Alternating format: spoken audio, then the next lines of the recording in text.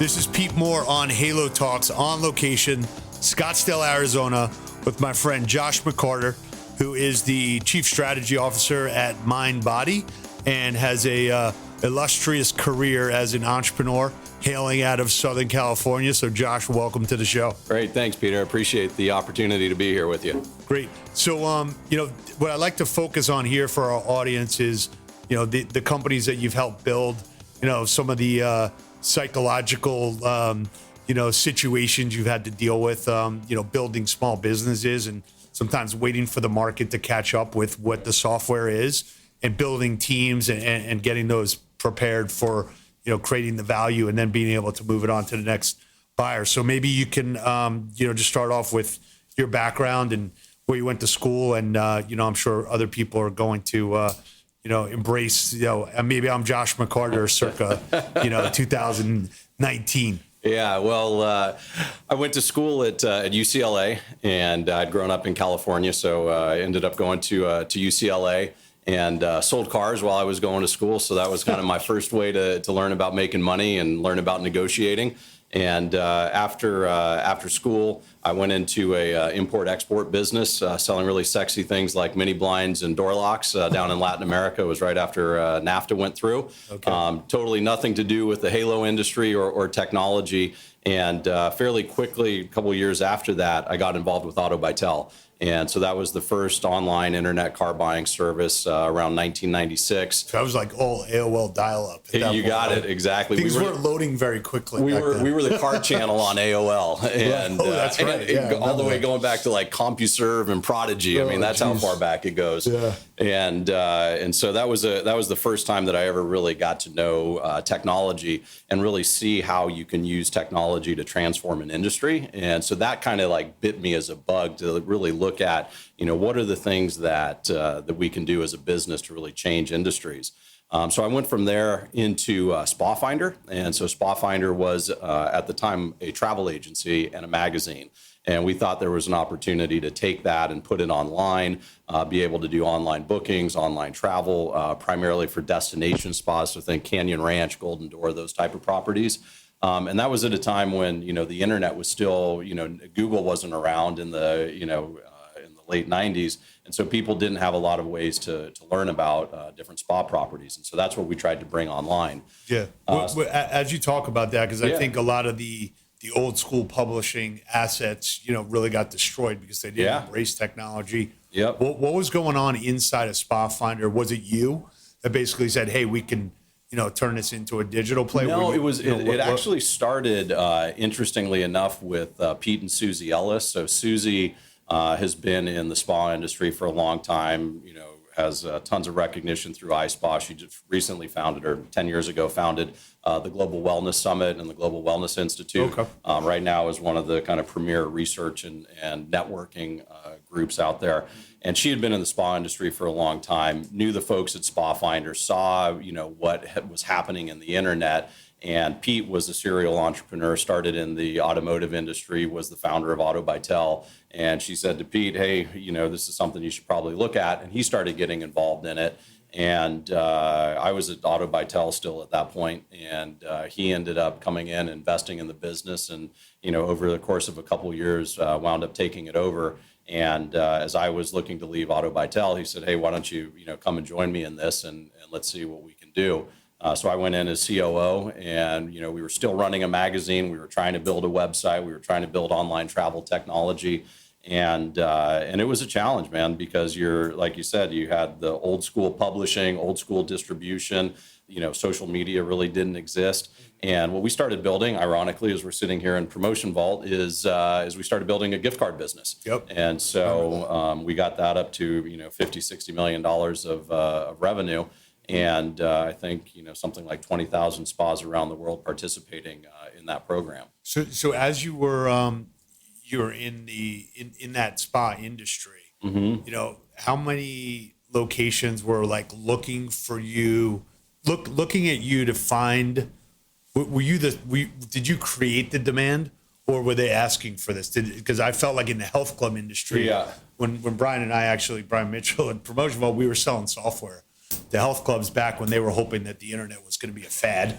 I think a lot of people thought that. Yeah, and then we used to go to their house and like upload their class schedule because they didn't want to buy a DSL line and other crazy stuff. But how much of it was you selling a new car and saying, look, you got to embrace this, like it's coming, versus hey, I get what you're doing and you're the provider of it.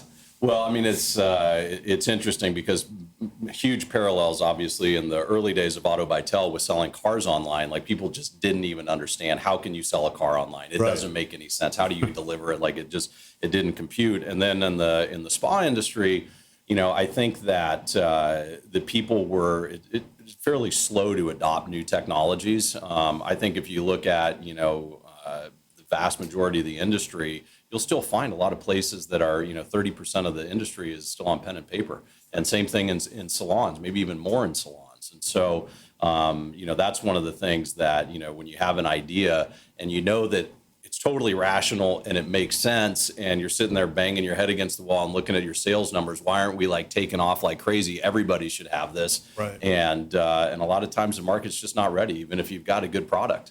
Yeah. I think some of the things that I've learned over time is that you can't force new technology on everyone. It's almost like a progressive steps. And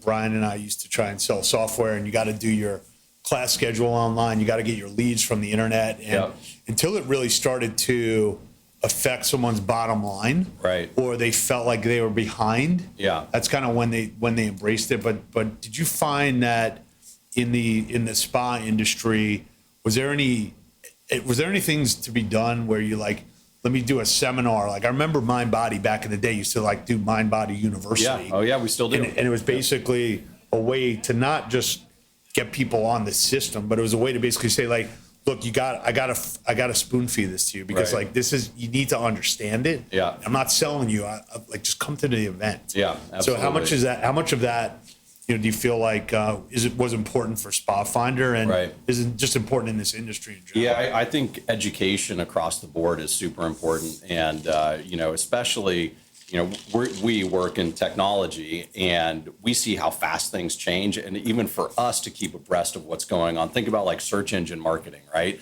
How much that's changed in the last 5 years. And so for somebody that's, kind of nose to the grindstone, building a franchise or building a location that's providing some type of service, whether it's fitness or wellness and beauty, for them to keep up to speed on what's going on is almost impossible. And so that's why education, I think, is so important.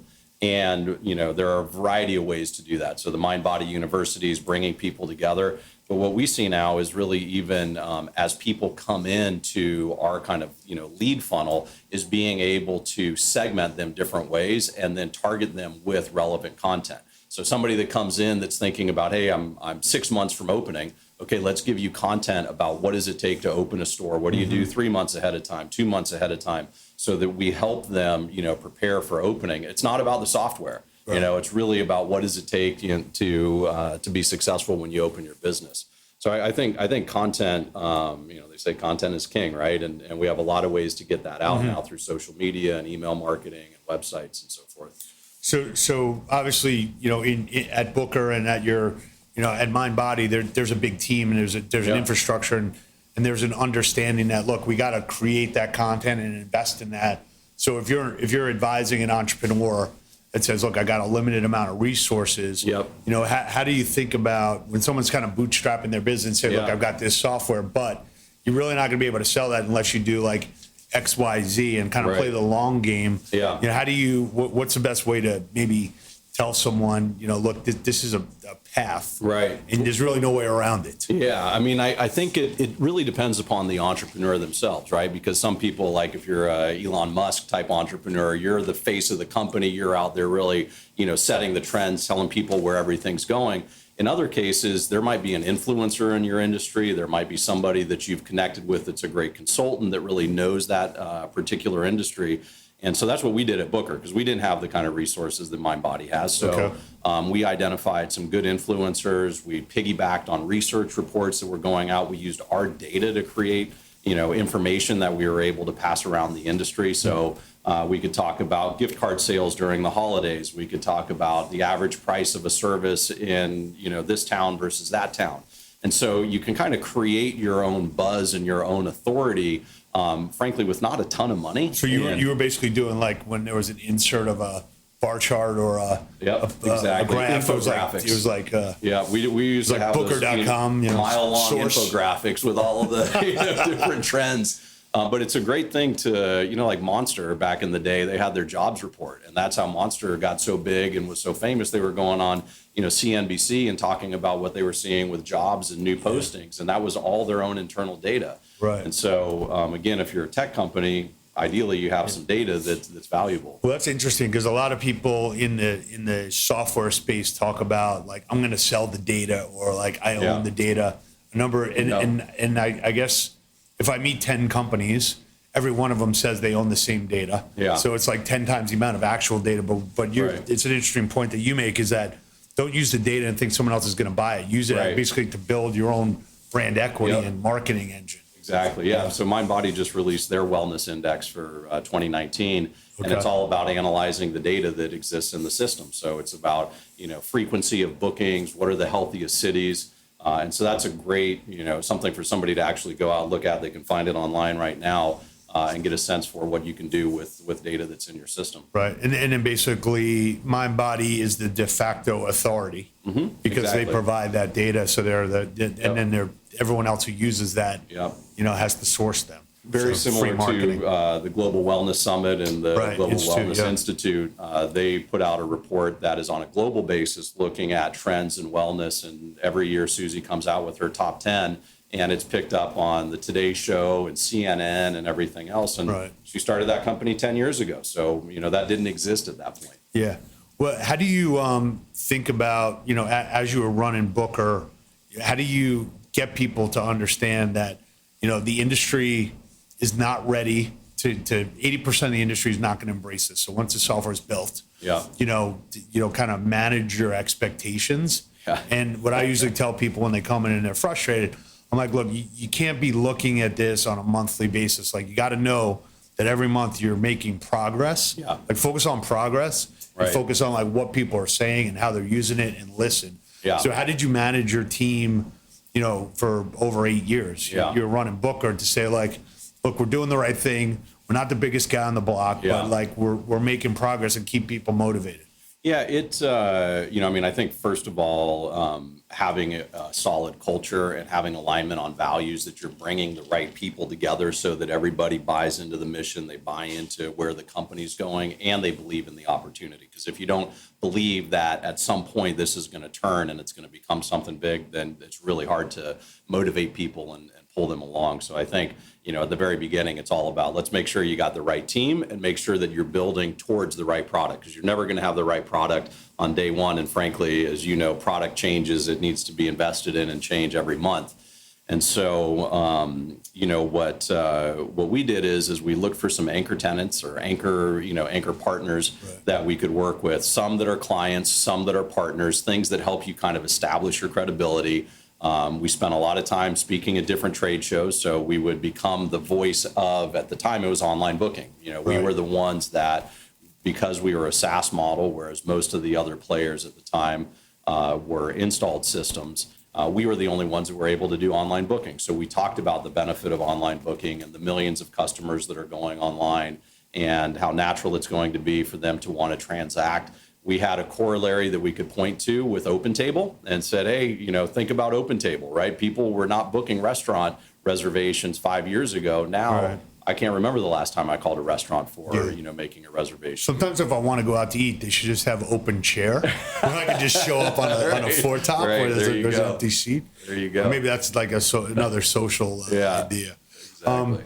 One of the things I found interesting in the industry is that your clients, I'm sure you experience this, so I want to get your take on it, that your clients become your friends. Oh, yeah. And your friends, even though that you're selling your software to their competitors, they're more than happy to, one, serve as a reference. Yeah, absolutely. Two, like you can use their logo in your marketing materials.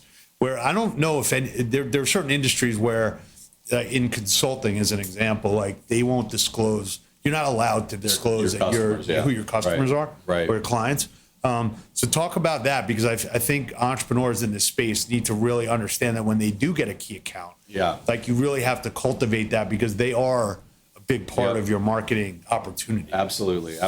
And, truthfully, to this day, one of the best things that I do is spend time with our customers. I always get energized. Anytime I go out and spend time with a customer, I either learn something about the industry, I learn something about them personally, or I learn something maybe about our software that's not, hitting the nail on the head. Sure. And I think there's no better time to be spent than with your customers. So I would say there's a handful of companies that I can highlight. So in the very early days, Drybar was one of our customers. They only had 2 locations, and things were not going well. They would call up and scream at my support reps, and we got to a point where we were basically going to fire each other as a client and as a vendor. And fortunately, they were in Orange County, where I was at the time, and I was able to get together with the CEO. We had a long talk about how we could make the partnership successful, and ended up coming to terms on how that would take investment on their side. It would take investment on our side. And, fast forward now, probably 6-7 years since that discussion, there are 120 plus locations, really created a category. And now, kind of across the executive team there, I consider all of them friends, and enjoy every time, we're able to get together. And so that's a perfect example of where, one marquee customer that we have has helped us push and really own, as Booker, the entire dry bar industry or blow dry bar industry. And at the same time, it shows you that sometimes when you think that, all hope is gone with a particular customer, that the best thing to do is reach out to them, engage them, kind of if it's the right kind of customer and right kind of partner, put your cards on the table, have them put their cards on the table, and see if you can come towards a path forward. Right. So one of the, I think the flaws of starting businesses is people, we'll create an example in the industry where there's an installed software company, and I start up a company and I'm going to try and go after their largest client. Yeah. Where instead of trying to do that and try and take from someone else, given that we're in a growing market, is can you identify the dry bar that's at 2 that, or like Retro Fitness would be interesting as an example, where they had gotten some private equity capital. They had about 80 locations.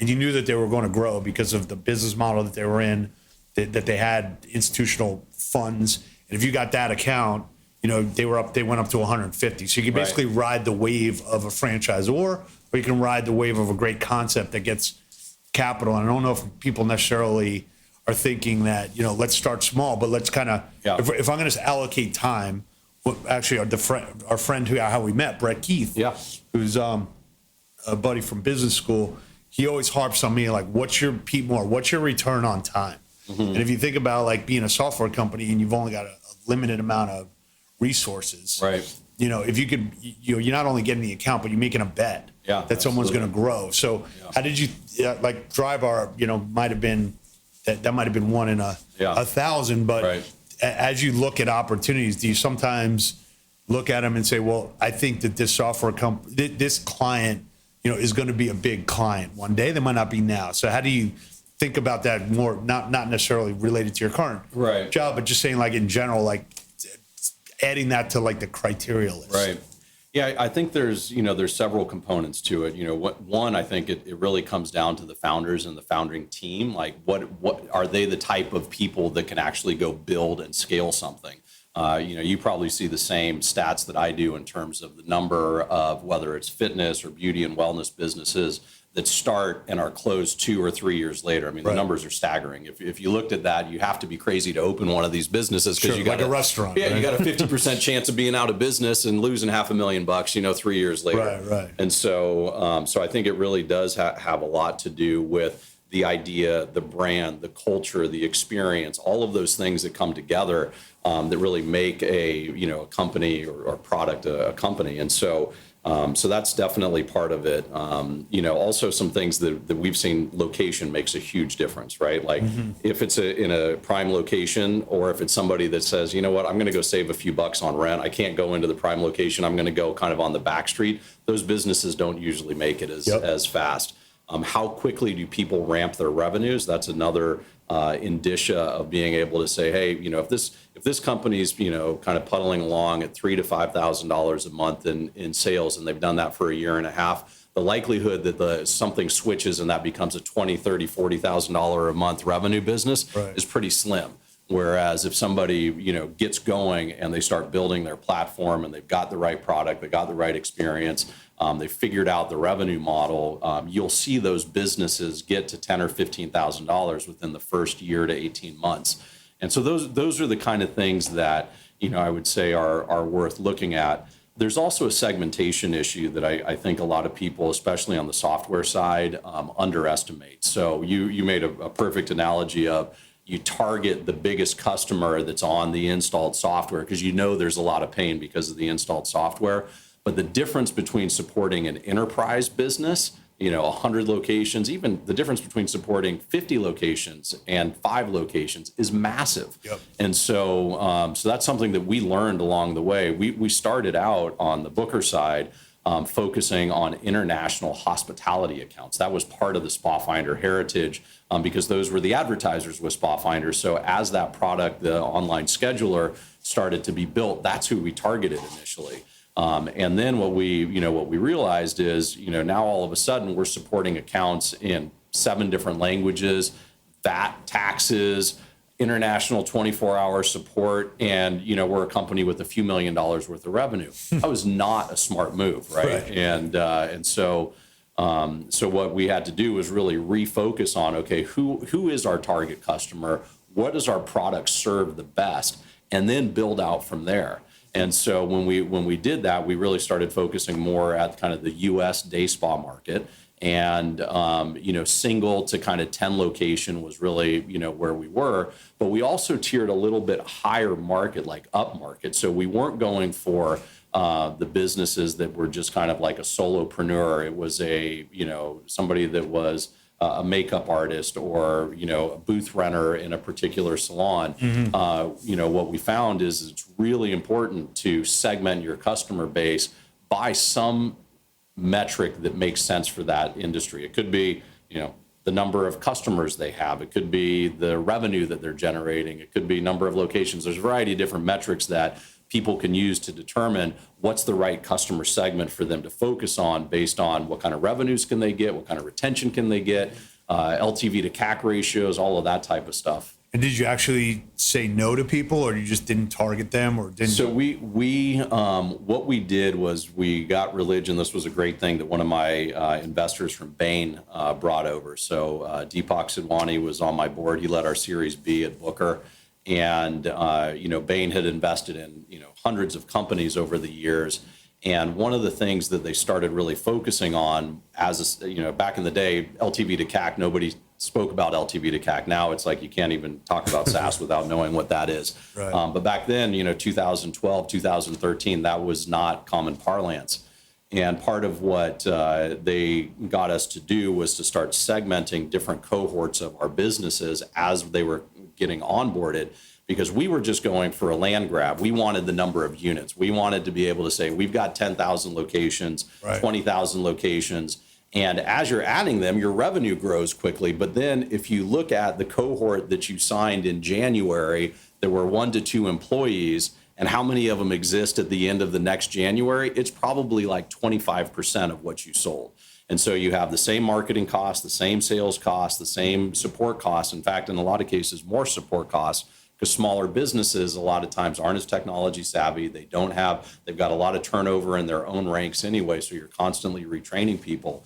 And so what we ended up getting religion around was, hey, you know what, we're really not going to target those people. We had drop downs in our lead forms that would ask them key questions: how many locations, how many employees. And so we started seeing at the top of the funnel that we were losing, or filtering out those type of customers. And then the other thing that we did was we just wouldn't give our salespeople credit when they sold them. And so that was a major disincentive. Interesting. Yeah. So the sales team needs to have certain goals. Yeah. That's interesting. Yeah. We used to, there were some health clubs back in the day, and it's probably still going on now, where if you didn't get a second form of payment, you couldn't get a commission on that membership. Right. So if they had a credit card number, you had to get an ACH, or if you had to get credit card, you had to get credit card number 2. and you got paid on a fully completed, That's interesting. membership agreement.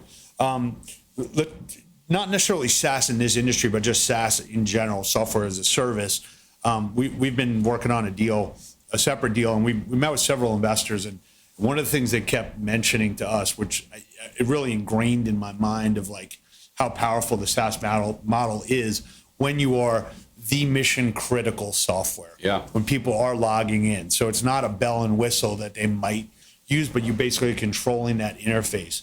So when you thought about back at Booker, what do we want to control? Like they obviously have to check into the reservation system, but as you thought about, and I ran a software company, and we went down so many rabbit holes of like bells and whistles that we should add, like online fitness nutrition programs and, notifications for whatever it was. Right. But that wasn't mission critical to, them running the business. Yep. So what are some of the things that you either dealt with or thought about to say, to kind of stay true to who you are, and to say, look, if I had that bell and whistle, like we just might be adding like another tech, rabbit hole instead of like saying this is who I am. Right. So I think there's a handful of things. So the company started out as literally like an online booking extranet. So that was it. So think back to the early days of online travel, where you would load your inventory into an extranet, and then that would be sold online. That's what we built for. That was the very first incarnation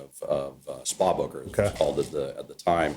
And what we found was that it became kind of asynchronous with the business management system that they were using. 99% of those at the time, this was back in 2007 when this first kind of kernel of software was developed, the vast majority of companies were on installed software or pen and paper. And so you didn't have APIs to go and push and pull data from. And so that was when we realized, hey, if we're going to be serious about this, we actually have to go compete with the installed software and really look at what are the key components that drive that kind of ERP system within the spa or salon. And so as you go through it, and even thinking about what does it take to power online booking, right? If you start just with that, it almost tells you what you need to build. Mm-hmm. You need to build staff management because you got to know who's working when, what services do they provide. You have to have a menu, what services are available, how much do they cost, how much time do they take to be performed. You have to have a CRM system because you need to know who's making the booking and who's showing up. You have to have point of sale because at the end of the day, you have to close that transaction somehow, right? Mm-hmm. And so that was really, kind of the way that we started thinking through what did we need to enable online booking and then also enable in-store, the in-store experience. And so, this was before like AWS and like. No, this was Rackspace or Rackspace at the AT&T Center. Your closet with a server in it and a couple on-off fans. button if it didn't needed a reboot. Yeah, right? Exactly. Much harder than the average just development, as people should realize at this point. No, I mean and the cost of connectivity back then, just putting a T1 line in was thousands and thousands of dollars a month. Things have definitely gotten better. But, you also, as we went into new industries, we realized, okay, well, now we're going into salon as an example, how different salon was from spa. And there were, all sorts of different things. And where we drew the line was really, we had inventory in Booker, because if you go to a spa, you're probably buying lotions and creams and everything. But when you go into salon, you also have the whole concept of back bar. So the professional products that are being used, how are those accounted for in the services? How are they deducted from commissions? So there was a whole thing around that we had to build out. And meanwhile, we had on a whiteboard this beautiful marketing product that we wanted to build. And we had various fits and starts at it, and ultimately could never get, a team would work on it and they'd get an MVP and then they'd be put on to something else. So what ended up happening with that is we recognized that we were never going to build it. And so I started looking for somebody that already had, but that was very early stage. And so we found a company out of San Francisco that was only, I think, 6 people at the time, called Frederick.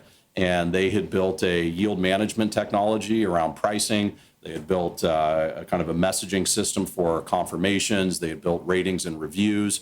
And so it really packaged up all of these different services, because our pitch to the to the spas and salons was, you buy Booker to run your business on. But we have so much great data and tracking capabilities in here. We know that, that Johnny hasn't been back for a service in 6 weeks, so we should target a message to him automatically in the background. And that's what the Frederick product enabled us to do without having to go build everything out. And so I think that's some of the things is really understanding what are the needs that your customers are telling you, how much development capacity do you have, where does it make sense to partner, where does it make sense to buy? Yeah, one thing that that's interesting, so let's focus on this for a minute, is in this buy versus build.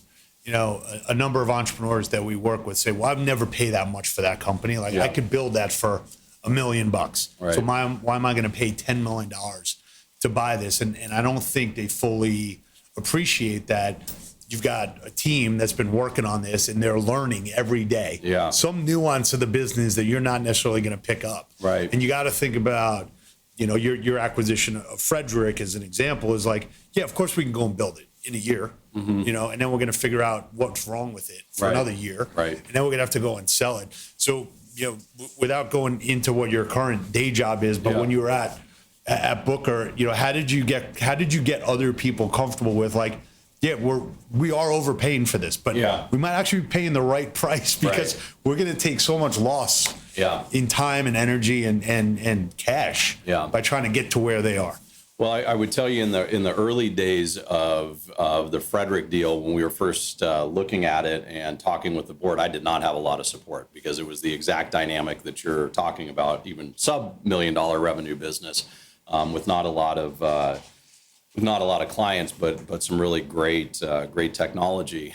And so what we did is we just started performa modeling a lot of different scenarios. So it was, what would the cost to develop this would be? What would the time to market be? What are the trade-offs that if I had to go develop this that I'm not going to be doing here? Because it's not just the front end devs, it's the product people, it's your CTO, it's your chief product, like that entire group is involved. And especially if it's a big lift, like something where you're saying, hey, I've got software for running your business, now I'm going to have software for growing and marketing your business. That's a completely different, DNA and mindset and approach about how do you develop that type of software, as is if you were going to go do a consumer play, right? Like it's just different DNA.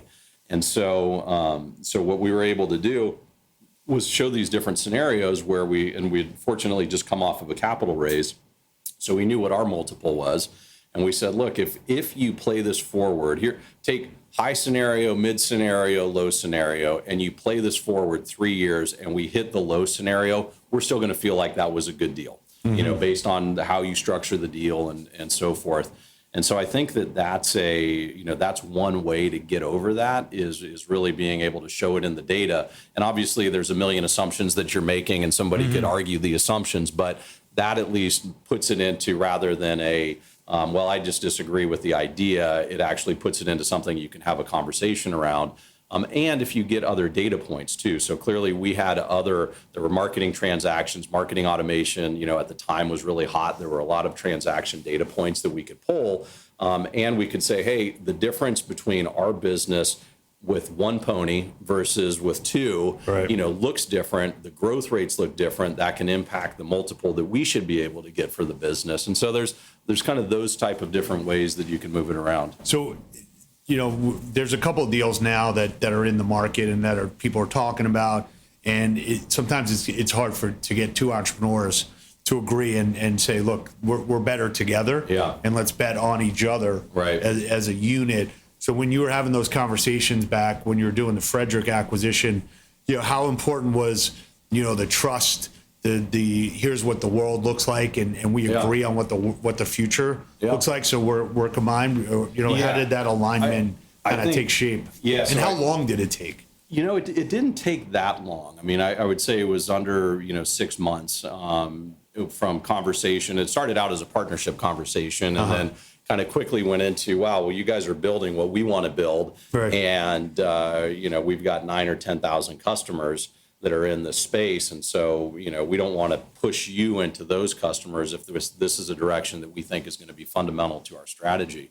And so that was kind of the, initial conversation. And then the more time we spent with them, I go all the way back to the conversation I had earlier about values and about beliefs and about how you see the market unfolding. And like if you have alignment on that, and you have CEOs that are willing to think a little bit out of the box and also recognize that in many cases, bringing businesses together is the right way to go solve the problem. Sure. Especially in today's market where, there's a lot of companies that are doing things that are fairly similar. There's a lot of cash coming into the industry.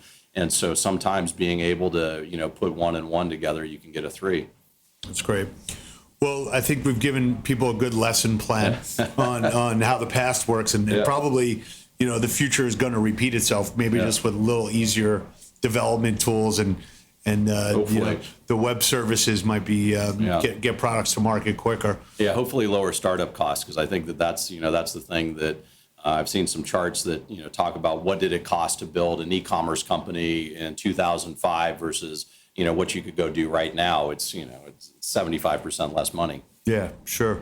Well, I appreciate you being on the show. I think we've delivered a fair amount of wisdom to the audience here of the trials and tribulations of running software companies and making trade-offs, making acquisitions, and building a real value. And that's what it comes down to.